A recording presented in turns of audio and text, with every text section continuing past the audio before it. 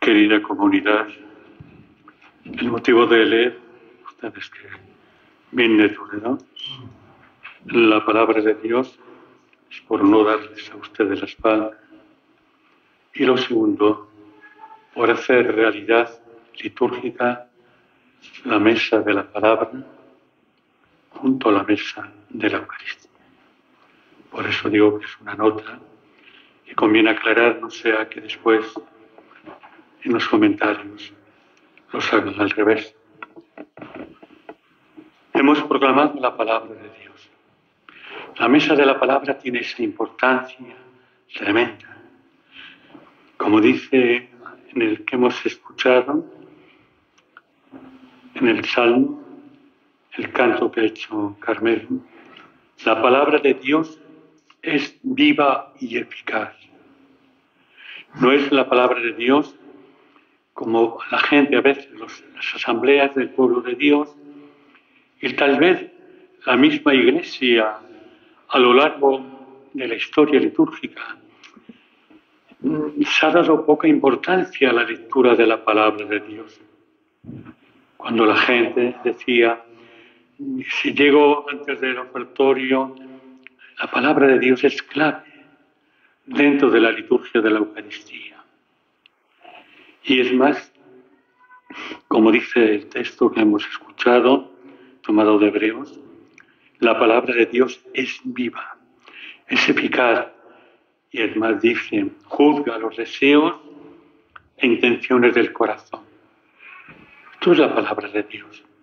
Cuando alguien lee la palabra de Dios, bien sea dentro de una celebración litúrgica o personal, creo que es importante el que calemos hondamente esta palabra, que dejemos que el Espíritu Santo transforme en nuestro corazón, haga vida esta palabra que proclamamos tantas veces. Por eso no olvidemos esta expresión tan bella de Hebreos. Es viva, la palabra de Dios es sagaz, eficaz, es decir, cambia si la escuchamos con un corazón noble, abierto, contrito, humillado, para que esta palabra de Dios nos transforme. Pero si la escuchamos por aquí me sale un gesto más de la Iglesia, tal vez nos guste más cualquier espectáculo litúrgico dentro de la Eucaristía que una escucha atenta de la palabra de Dios, que es maravillosa la palabra, y nos juzga, es decir, nos interroga, nos plantea seriamente quién soy, a dónde voy, cuál es mi camino, cuál es mi amor a Cristo. Esto hace esta palabra que hemos escuchado. Precisamente hoy hemos escuchado la lectura segunda de San Pablo a la comunidad de Tesalónica, donde Pablo pone en alerta a aquella comunidad cuando les dice tener cuidado, que no venga nadie diciendo esto o lo otro, que se meterán entre vosotros con ideologías nuevas, con proyectos salvíficos o religiosos. Es más, dice concretamente que nadie en modo alguno os engañe. Hermanos, esto suele pasar en los lugares de apariciones. Todo el mundo cuenta una batalla. En Medjugorje, en donde fuere. Que nadie os engañe. Dios os llamó por medio de nuestro Evangelio para que lleguéis a adquirir la gloria del Señor. Somos propicios a estos engaños. Hoy día en las redes sociales se escuchan tantas tonterías en el sentido religioso, tantas profecías, tantos avisos, tantas realidades, que esto es un engaño. Por eso, hermanos, debemos de estar en estos lugares con una actitud que nadie nos engañe. ¿Por qué? Porque María es el Evangelio vivo de Cristo. No necesitamos que nadie nos diga. Solamente contemplar en cualquier lugar la figura de una imagen de la Virgen es contemplar el Evangelio abierto porque el Evangelio vivo de Cristo es Cristo mismo, la transparencia del Padre que nos lo da María, de su vientre santísimo. Por eso creo que estas palabras que San Pablo dice a los tesalonicenses son palabras muy importantes. Que nadie os engañe. Que Dios os llamó por medio nuestro al Evangelio. No os llamó a cualquier pachanga ideológica de esto o de lo otro. No, hermanos. Es muy importante el que calemos hondamente estas palabras de Pablo. Por eso Pablo dice, así pues, hermanos, manteneos firmes. Tenemos que estar firmes en nuestra vida, en el Evangelio que hemos aprendido.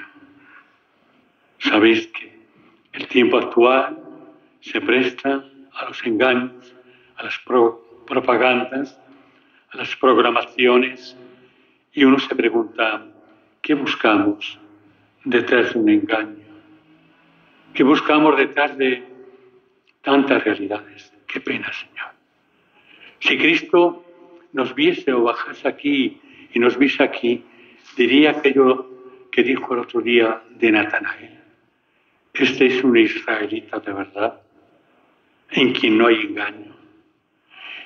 O si la Virgen saliese de su escondite, con el delantal recogido, la escoba en la mano, a ver cómo están los críos, y nos dijese también, ¿qué clase de garabandalistas sois? ¿Qué clase de Medjugorje, de Fátima, de Lourdes? ¿Qué clase? Esto no lo preguntaría María, esta realidad. Y también hay aquí un aspecto bastante serio. Cuando Pablo dice, conservad las tradiciones que habéis aprendido de nosotros de viva voz o por carta. Y aquí es donde la gente, estos se aferran las tradiciones, como antiguamente. La misa, como antiguamente, señores. Antiguamente, los cristianos, la familia cristiana, rezaba el rosario todas las noches en familia, en torno al fuego. Había un calendario y un rosario prendido con una punta del calendario. Y al final de la jornada venía el padre de familia, se reunían todos y rezaban el Santo Rosario. Esto es una tradición también. No solamente que la misa sea de esta forma o de la otra, o la comunión, de eso hablaremos. Era una tradición antiguamente en el mundo rural que el domingo no se trabajaba nunca. La gente tenía ganado, segaban el sábado y el domingo solamente a brevar el ganado, pero nada más. Era una tradición también cumplir con Pascua, la novena. Si se pasaba el pueblo de Dios casi todo el año en la iglesia, la novena del Inmaculado, de esto, de lo otro, oraban. Y sobre todo oraban con ese arma de la oración profunda que es el Santo Rosario. Y eso lo hemos olvidado. Eso ya está muy anticuado. Eso ya no se gasta. ¿Os dais cuenta?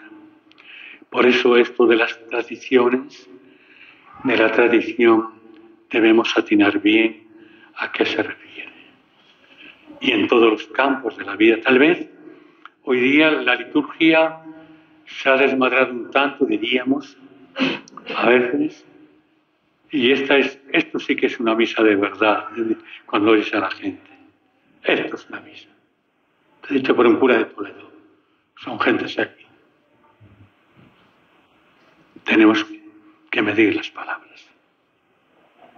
La Eucaristía es el sacramento con el cual no podemos jugar en ningún aspecto.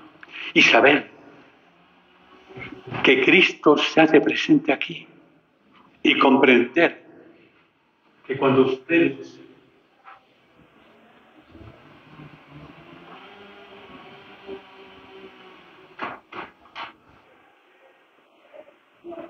van a comulgar, van a recibir no un trozo de pan, van a recibir a Cristo el Señor.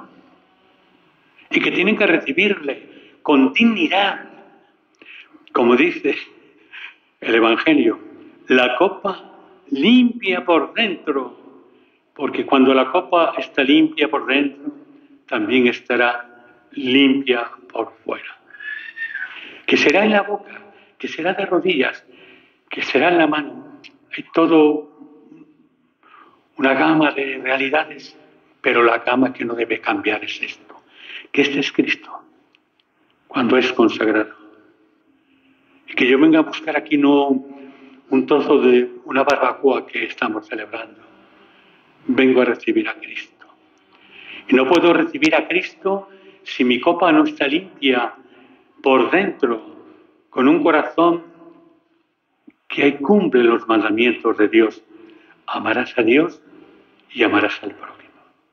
Esto está en la realidad que nos dice también el apóstol.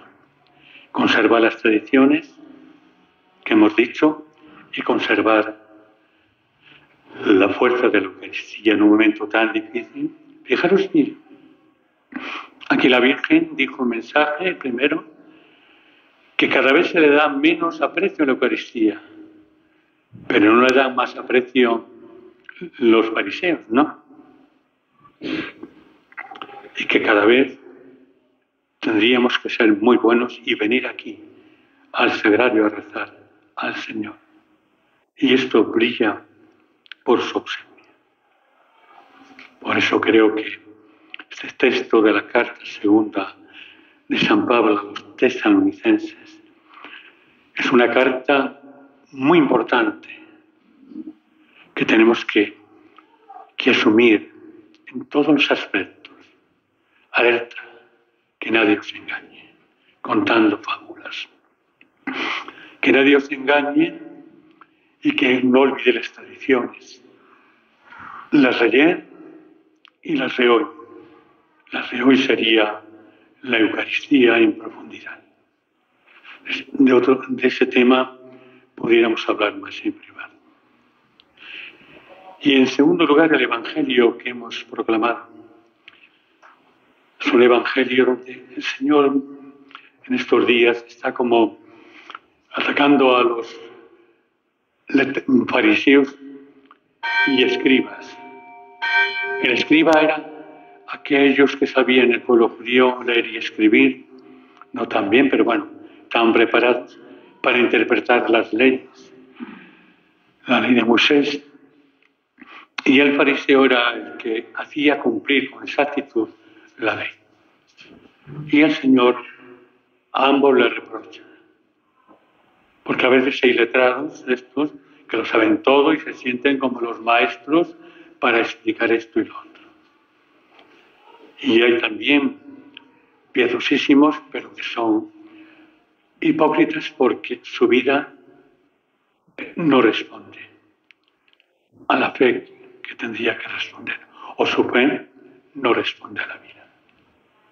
Y creo que el Señor nos dice esta realidad a todos. Corremos un riesgo, que estemos pendientes de los fariseos para ver en qué fallen esto o lo otro y caigamos nosotros en el mismo error.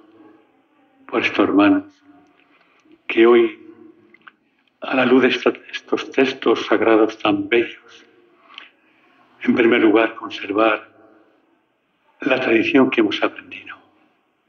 En toda la amplitud de esta palabra, la tradición. En segundo lugar, que nadie nos engañe. Y más que nunca en este momento donde surgen vendedores ambulantes de noticias religiosas. Y en tercer lugar, no critiquemos a los fariseos o letrados, porque igual se nos va el tiempo criticándoles y siendo nosotros peores que ellos. De pie.